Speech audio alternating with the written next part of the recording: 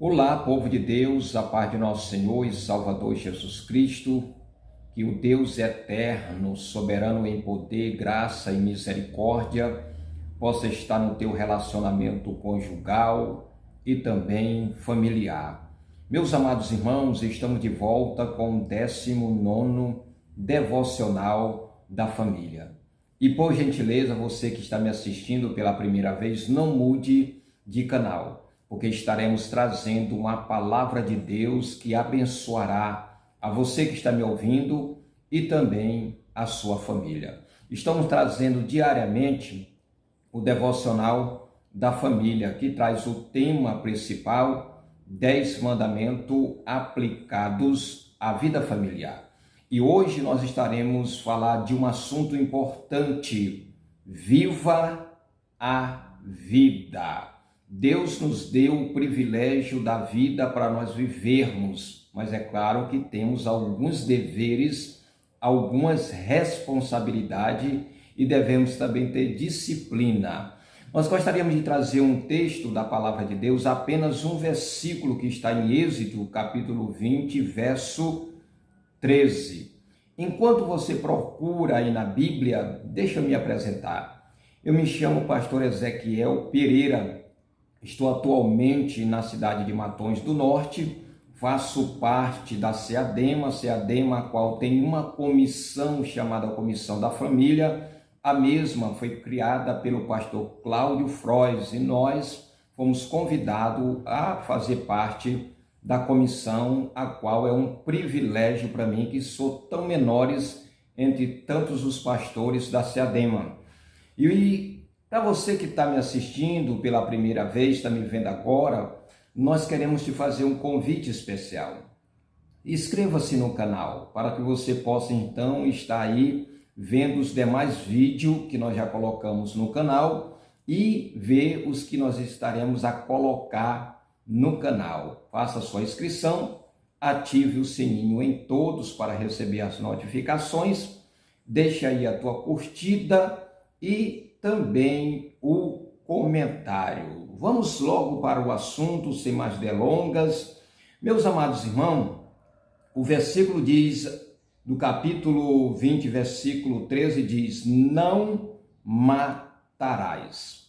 Não matarás. Depois de 2 mandamentos, o quarto e o quinto preferido na forma positiva, ele é proferido na forma positiva. Deus retoma os mandamentos proferidos no modo negativo. De que forma? Não matarás. Então, se ele está dizendo não, é um mandamento negativo. Na sua essência, esse mandamento é uma chamada à paz entre os homens. Uma das coisas mais difíceis na humanidade, essa palavrinha de 3 letras chamada paz.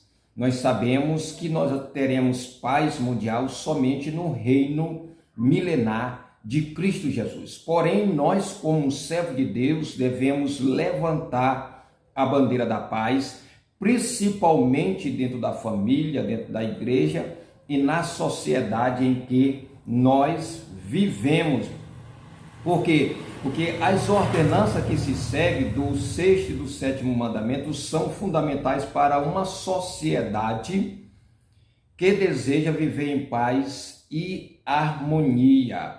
São mandamentos diretos, resumidos, taxativos, mas nem por isso deixa de ser profundo, com várias explicações para o nosso viver diário.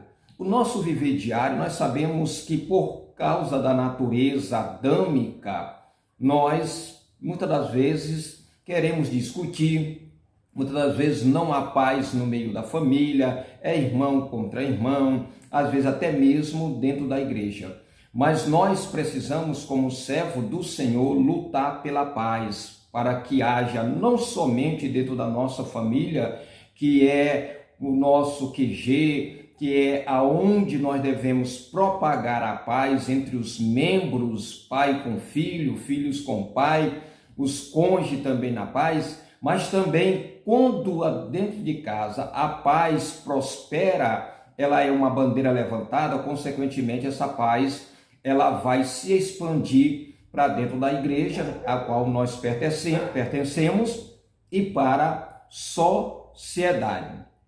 Agora veja algo importante. O primeiro deles é em respeito à vida. O que ele está dizendo?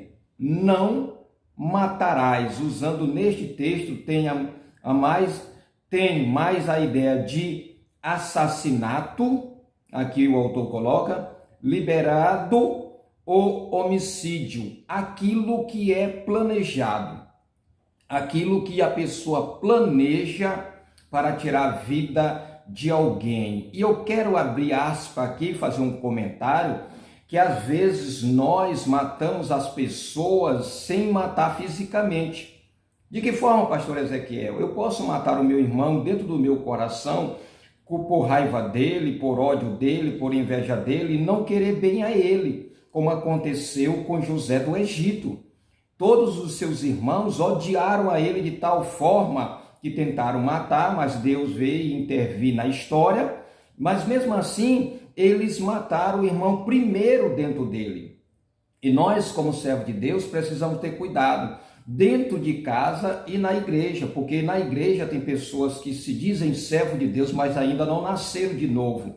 Por inveja ao irmão, por não gostar do irmão, eles muitas das vezes não senta perto do irmão, não tem paz com o irmão, às vezes até dá a paz do Senhor, mas só da boca para fora, como está escrito em Isaías. Ele diz: o meu povo me honra de lábios, mas o seu coração está longe de mim. Muitos de nós até desejamos a paz do outro de lábios, mas dentro do coração desejamos o mal, e isso dentro do contexto familiar, na igreja e até mesmo entre os vizinhos a qual nós moramos perto. Agora, é muito interessante nós colocarmos aqui que o autor, ele traz algo muito importante aqui. Ele diz: por isso o tradutor de Hermann Peterson para esse versículo é: não cometam homicídio. Sem entrar mais profundamente na questão da pena de morte, esse texto não pode ser usado para aquele que não contraria, que são contrários à prática, pois mesmo existia na legalidade israelita aqueles que são contrários à pena de morte. Agora vamos ver como era feito aqueles que ofendia os seus pais ou aquele que tirasse a vida de alguém. Em Deuteronômios, capítulo 19, verso 12, diz assim: então os anciões da cidade mandarão buscá-lo, e dali o tirarão e o entregarão na mão do vingador da casa para que morra. Preste bem atenção, isso está falando a nação de Israel. Deuteronômio, capítulo 21, verso 20 e 21. E tirarão aos anciões, ou seja, dirão aos anciões da cidade: esse nosso filho é rebelde e costuma não dar ouvido à nossa voz. É um comilão, um beberrão. Então todos os homens da cidade o apedrejarão até que morra, e tirará o mal do meio de ti, e todo Israel ouvirá e temerá. Preste bem atenção, vou trazer mais alguns versículos. Agora vamos para o Levítico, capítulo 20, verso 9. Quando o homem amaldiçoar o seu pai, preste bem atenção, ou a sua mãe, certamente morrerá. Quando somente amaldiçoar. Havia pena de morte na cultura judaica, no meio do povo de Israel, e isso estabelecida por Deus à sua própria nação. A nação de Israel pertencia a Deus, e Deus fala a Moisés como ele deveria agir no meio da nação. Aí ele diz aqui: quando o homem amaldiçoar o seu pai ou a sua mãe, certamente morrerá. Amaldiçoou a seu pai e a sua mãe, o seu sangue será sobre ele. ele. Agora em Levítico 21, 15 e 17. O que ferir o seu pai ou a sua mãe, certamente será morto. E quem raptar um homem ou vender ou for achado nas suas mãos, certamente será morto. E quem amaldiçoar o seu pai ou a sua mãe, certamente será morto. Então, amados e queridos irmãos, nós temos que entender isso aqui com bastante clareza. Por exemplo, deixa eu vos falar. Eu servi ao exército. E se de repente o Brasil entrar em guerra com outro país, eu serei convocado. Se eu não for, eles virão me buscar e eu ficarei preso. Eu estarei indo defender a pátria e ao mesmo tempo a minha família, pois se o Brasil entrar em guerra, a minha família corre o risco de morrer. E uma vez eu sendo chamado para a guerra, eu estarei defendendo não tão somente a minha família, os meus irmãos, mas todo o povo brasileiro. É um dever daquele que se alistou. Agora, outra coisa importante, se alguém está trabalhando de segurança e no seu exercício, porque ele está ali guardando o patrimônio, ele matar alguém, eu creio que Deus perdoará, porque ele está no exercício do dever, protegendo outras vidas contra bandidos. Eu não vou entrar muito no mérito da questão aqui, porque vai muito profundo. Mas deixa eu voltar aqui para a aplicação. O verdadeiro cristão sempre faz a opção pela paz, sempre. Seja ele policial, seja ele segurança, seja ele convocado para a guerra, ele sempre vai fazer a opção pela paz, se puder, naquele momento. Agora, é triste saber algo que a questão da morte, da violência, começou no seio da família. No seio da família, nós observamos isso, que o primeiro homicídio foi juntamente na família, lá no Éden. Ou seja, um irmão, por inveja do outro, veio a tirar a sua vida. E como eu falei antes, às vezes o irmão não mata fisicamente, mas mata espiritualmente, mata dentro do próprio coração, não quer saber mais do outro irmão, não vê com os bons olhos e pode muitas das vezes até tirar a própria vida do irmão, como aconteceu com Caim e Abel, né? Caim matou Abel porque não aceitou que o Deus eterno viesse ter aceitado o sacrifício dele. Mas o próprio Caim, o coração dele era de amargura, não era isso? Coração, vamos dizer, de um homem perverso, de um homem que não tinha compromisso com Deus e por inveja ao irmão, tirou a própria vida do irmão. E isso tem acontecido no meio da família. Quantos irmãos têm matado o outro? Quantos filhos têm matado o pai?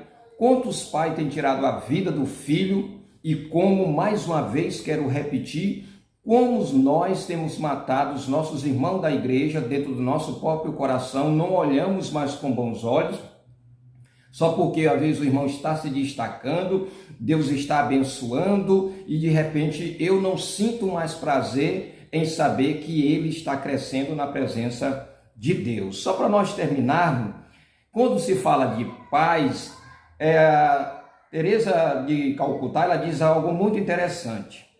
Vá para casa e ame a sua família. Ou seja, se eu amo a minha família e promovo a paz dentro da minha família, você faz o mesmo com a sua, nós teremos uma sociedade melhor, porque a sociedade ela foi instituída pela família, pelas famílias. O amor é o antídoto para que o ódio, que é o combustível para o homicídio e que leva uma pessoa a quebrar o 6º mandamento. Hoje eu tive a infelicidade de fazer um culto fúnebre e estava dizendo, não adianta nós ficarmos diante do caixão dizendo que amamos o pai, amamos a mãe depois de morto. Nós precisamos dizer em vida e dizer com consciência, com coração, com a mente, com tudo que você possa fazer, com as suas forças, porque se assim não for, nós não estaremos fazendo o que escrito está na palavra de Deus, honrar pai e mãe. Que o Deus eterno te abençoe, te guarde e te proteja.